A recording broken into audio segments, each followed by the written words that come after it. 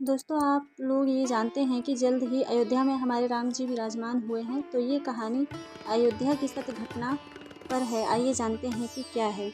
अयोध्या को भगवान राम की नगरी कहा जाता है। धार्मिक मान्यता है कि अयोध्या में भगवान शिव भी विराजमान है। रुद्रायमल ग्रंथ में भगवान शिव ने माता पार्वती को अयोध्या के महत्व के बारे में विस्तार से बताया है। इस ग्रंथ में उन्होंने बताया है कि मैं अयोध्या नगरी को स्वयं अपने माथे पर धारण करता हूँ। धार्मिक कथाओं के अनुसार अयोध्या में एक बार भगवान शिव साक्षात प्रकट हुए। जब भगवान शिव कहाँ वहाँ से जाने लगे तो भगवान राम के पुत्र कुश के कहने पर वहीं रुक गए। आइए जानते हैं इस रहस्य को। त्रेता युग में जब भगवान राम के पुत्र कुश अयोध्या नगरी के स्वर्ग द्वार राम की पौड़ी में सरयू घाट में स्नान कर रहे थे तो उनके हाथों में बंधा बाजूबंद गिर गया।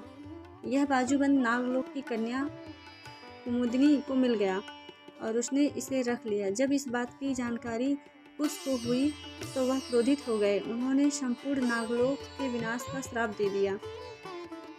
श्राप से बचने के लिए नागलोक के राजा और कुमुदनी नाग कन्या के पिता कुमुद ने भगवान शिव की तपस्या की और पूरी घटना की जानकारी दी। इसके बाद भगवान शिव तुरंत अयोध्या में प्रकट हुए और कुश से कहा कि वह नागलोक की कन्या को क्षमा कर दें। भगवान शिव के आग्रह पर कुश ने कन्या को क्षमा कर दिया और अपना श्राप वापस ले लिया। जब भगवान शिव अयोध्या नगरी से जाने लगे तब कुश ने कहा कि आप यहीं रह जाइए। भगवान शिव ने कुश की बात मान रख ली और ज्योतिर्लिंग रूप में प्रकट हो गए।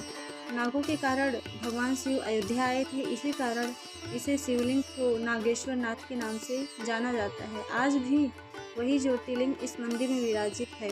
दोस्तों, अगर आप लोग कभी अयोध्या आएंगे तो आप लोग देखेंगे कि ये ज्योतिर्लिंग एकदम राम की पौड़ी के पास मंदिर बनाया गया है।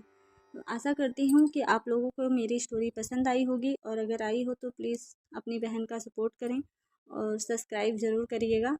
और धन्यवाद मेरी स्टोरी सुनने के लिए।